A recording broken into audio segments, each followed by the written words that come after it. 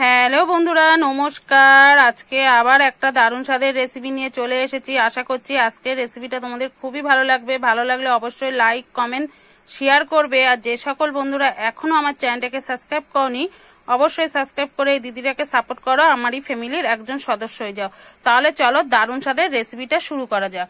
এখানে দেখো আমি কিন্তু 150 গ্রাম মুসুরির ডাল কিন্তু আমি ভিজিয়ে নিয়েছি।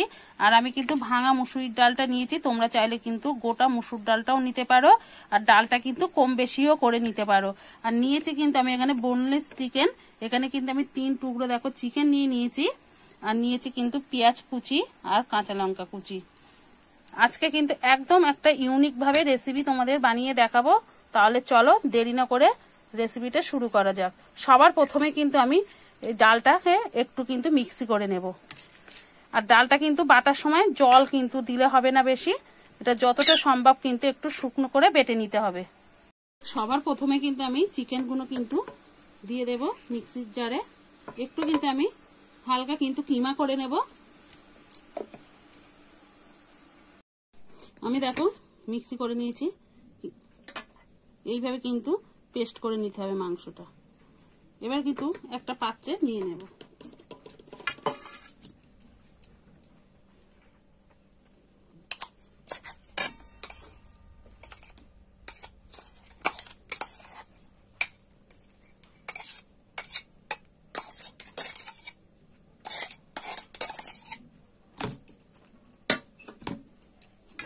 দেখো এরকমই কিন্তু করে নিতে হবে। এবারে কিন্তু আমি মুসুরির ডালটা জলটা যতটা সম্ভব ঝরিয়েই কিন্তু আমি মিক্সারে দেব।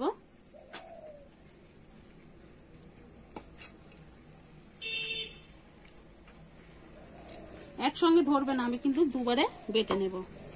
দেখো আমি এরকম কিন্তু একটা পেস্ট বানিয়ে নিয়েছি। এরকমই কিন্তু একটা পেস্ট বানিয়ে নিতে হবে।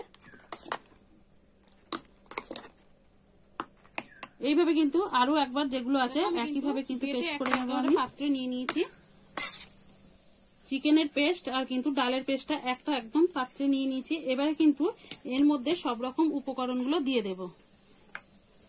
একটা মিডিয়াম সাইজের কিন্তু পেঁয়াজ আর দুটো কিন্তু কাঁচা লঙ্কা, সেটা কিন্তু আমি দিয়ে দেব।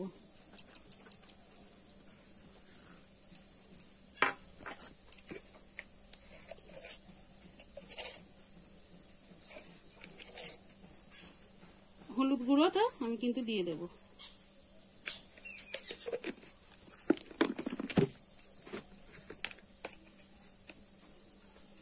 পরিমাণ মতো কিন্তু লবণ।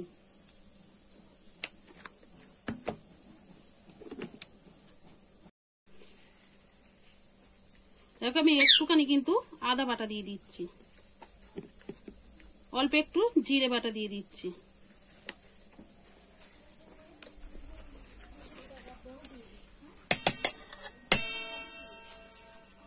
এবারে দিয়ে দেবো 2 চামচ কিন্তু বেসন।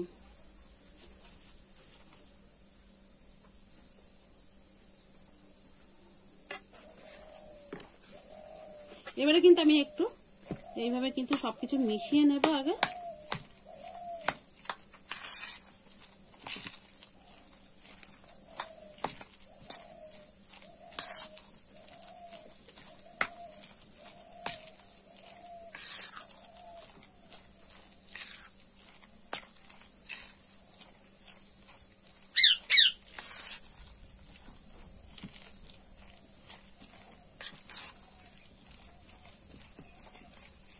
এইভাবে কিন্তু আমি ভালো করে মিশিয়ে নেব। দেখো আমি খুব সুন্দর করে কিন্তু মিশিয়ে নিয়েছি। এখানে কিন্তু আমি কাঁচা লঙ্কা দিয়েছি। তোমরা যদি একটু ঝাল খেতে পছন্দ করো এখানে কিন্তু আরেকটু কিন্তু কাঁচা লঙ্কাটাও বাড়িয়ে দিতে পারো, নাহলে কিন্তু একটু ঝাল লঙ্কার গুঁড়োও কিন্তু দিয়ে নিতে পারো। আমি কিন্তু খুব সুন্দর করে কিন্তু মেখে নিয়েছি। দেখো এইভাবে কিন্তু মেখে নিতে হবে। আর এখানে কিন্তু আমি ধনে পাতাটা ব্যবহার করিনি, তোমরা চাইলে কিন্তু এখানে একটু ধনে পাতাও দিয়ে নিতে পারো।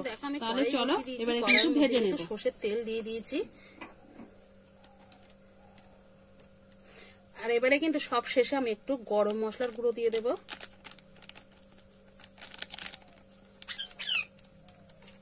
এবারে কিন্তু আমি ভালো করে হাত দিয়ে কিন্তু মেখে নেব।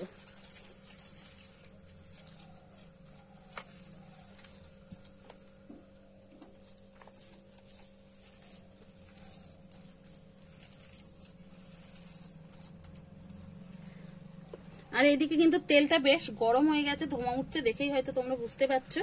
এবারে কিন্তু আমি দেখো এই মিশ্রণের মধ্যে কিন্তু সবকিছু মিশিয়ে, গরম মশলাটা কিন্তু ভালো করে মিশিয়ে নিয়েছি।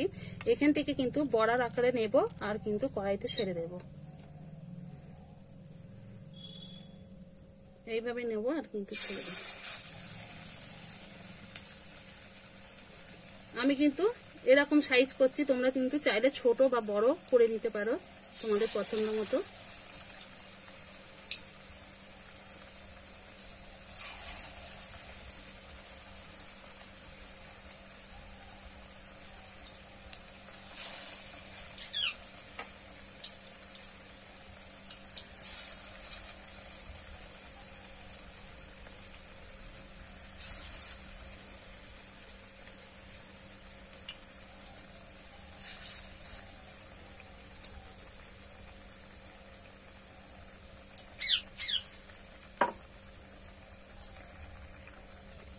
এইভাবে কিন্তু আমি হতে দেবো একটুখানি। এবারে কিন্তু আমি একটু উল্টে দেব, উল্টে পাল্টে কিন্তু এবার লাল লাল করে ভেজে নেব।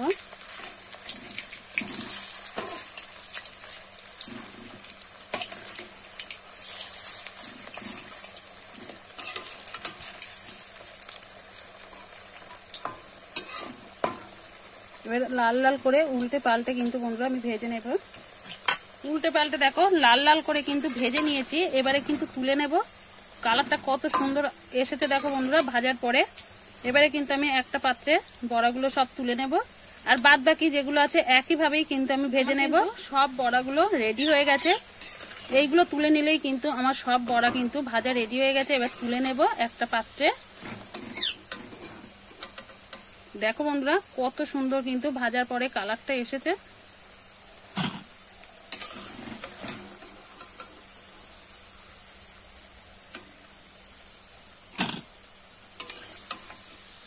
বড়াগুলো কিন্তু আমার সব কিন্তু রেডি হয়ে গেছে। দেখো একটা পাত্রে কিন্তু নিয়ে নিয়েছি। তেলের মধ্যেই কিন্তু আমি আলুগুলো ভেজে নেব।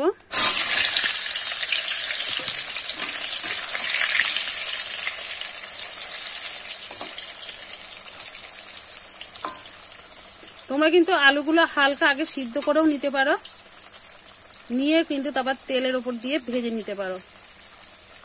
আমি কিন্তু এখানে নুন হলুদ কিছুই দেব না, শুধু কিন্তু আলুগুলো ভেজে নেব। আলুগুলো কিন্তু আমি লাল লাল করে দেখো ভেজে নিয়েছি। এবারে তুলে নেব। আলুগুলো তুলে নিয়েছি। ওই তেলের মধ্যেই কিন্তু গোটা গরম মশলা, তেজপাতা, শুকনো লঙ্কা ফোড়নে দিয়ে দেব। ফোড়নটা আমি একটু কিন্তু ভেজে নেব।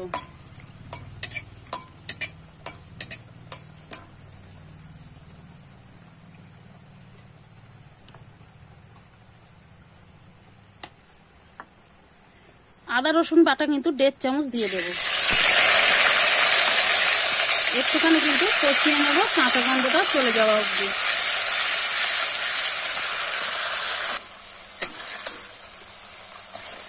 আদা রসুন বাটাটা কিন্তু একটুখানি কিন্তু কষে নিয়েছি। এবারে দিয়ে কিন্তু দেব 2 চামচ কিন্তু পেঁয়াজ বাটা, সেটাও কিন্তু আমি একটু কষিয়ে নেব।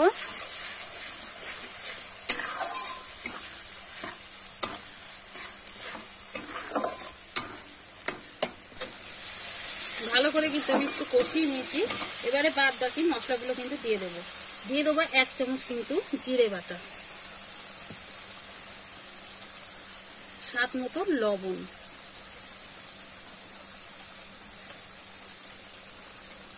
দিয়ে দেবো হলুদ গুঁড়ো। হলুদ গুঁড়োটাও কিন্তু পরিমাণ বুঝে দিতে হবে। যে যেমন কিন্তু ঝালটা খেতে পছন্দ করো সেরকম কিন্তু লাল মানে ঝাল লঙ্কার গুঁড়োটা দিয়ে নিতে হবে।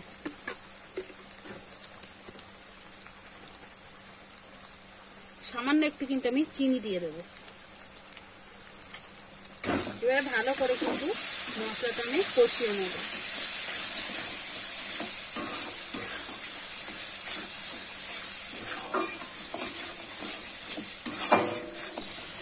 মশলাটা কিন্তু আমি খুব সুন্দরভাবে কিন্তু কষিয়ে নিয়েছি বন্ধুরা। দেখো মশলা থেকে কিন্তু তেলটা ছেড়ে দিচ্ছে, তার মানে কিন্তু মশলাটা খুব ভালো মতো কষানো হয়ে গেছে। এবারে ভেজে রাখা আলুটা কিন্তু আমি দিয়ে দেব। এবার আলুর সঙ্গে কিন্তু ভালো করে মশলাটা আমি একটু কষিয়ে নেব।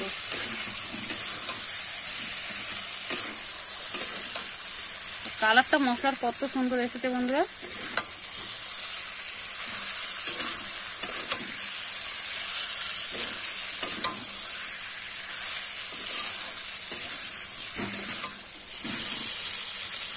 দেখো ভালো মতো কিন্তু আমি কষিয়ে নিয়েছি। এবারে কিন্তু জল দিয়ে দেব।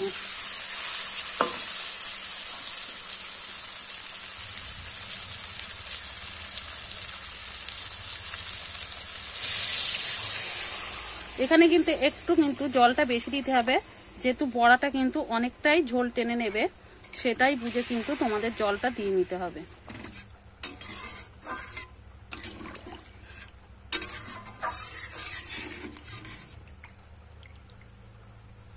ঝোলটা কিন্তু ভালো করে ফুটিয়ে নেব। ঝোলটা কিন্তু ভালো মতো ফুটে গেছে, এবার একটু নেড়ে নেব।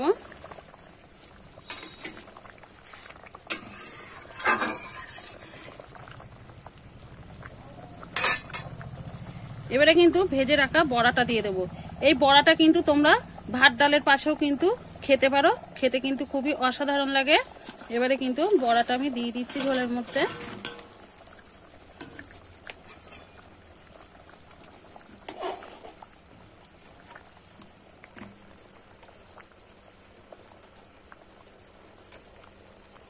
এবারে কিন্তু ভালো করে ফুটিয়ে নেব। দেখো ভালোভাবে কিন্তু ফুটে গেছে ঝোলটা। এবারে কিন্তু একটু নেড়ে নেব।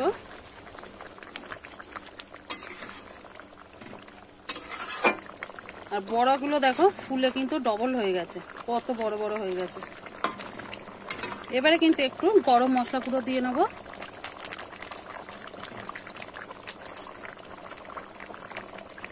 এবারে ভালো করে একটু আবারও নেড়ে নেব।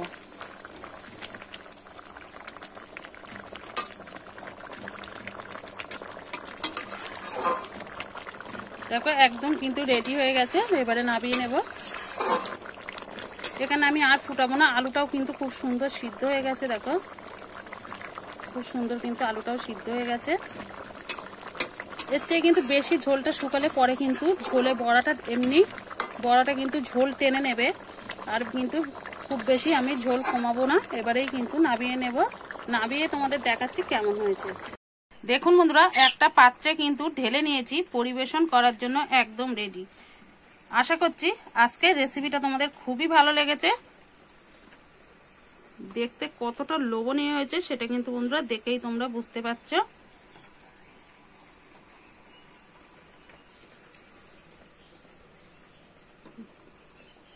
একঘেয়ে কিন্তু মাংস বা মাছ খেতে কিন্তু ভালো লাগে না, তখন কিন্তু এইভাবে এই রেসিপিটা বানিয়ে খেয়ে দেখতে পারো, খেতে কিন্তু খুবই অসাধারণ লাগে।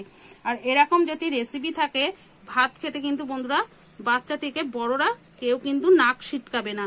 এইভাবে যদি রেসিপিটা বানিয়ে একবার খেয়ে দেখো, প্রশংসা কিন্তু অবশ্যই পাবে। একবার হলেও বাড়িতে এইভাবে বানিয়ে খেয়ে দেখো, খেতে কিন্তু বন্ধুরা এক কথায় অসাধারণ। দেখতে কতটা লোভনীয় হয়েছে সেটা তো তোমরা দেখেই বুঝতে পারছো। আর এই রেসিপিটা কিন্তু বানাতে খুব বেশি সময়ও লাগে না, আবার কিন্তু খুব বেশি উপকরণও লাগে না। ঘরে থাকা উপকরণ দিয়েই কিন্তু হয়ে যাবে এই দারুণ স্বাদের রেসিপিটা। একবার হলো বাড়িতে এইভাবে বানিয়ে খেয়ে দেখুন, খেয়ে বলবেন কেমন লেগেছে, অবশ্যই কিন্তু কমেন্ট করে জানাতে ভুলবে না। আর ভালো লাগলে অবশ্যই লাইক করে দেবে, বন্ধুদের মধ্যে শেয়ার করার অনুরোধ রইল। তাহলে আজকের মতো কিন্তু রেসিপিটা এখানেই শেষ করছি। আবার নতুন কোনো রেসিপির সঙ্গে দেখা হবে। ততক্ষণে ভালো থাকবেন, সাবধানে থাকবেন, সুস্থ থাকবেন। অবশ্যই বাড়িতে একবার বানিয়ে খেয়ে দেখবেন, খেতে কিন্তু খুবই অসাধারণ লাগে।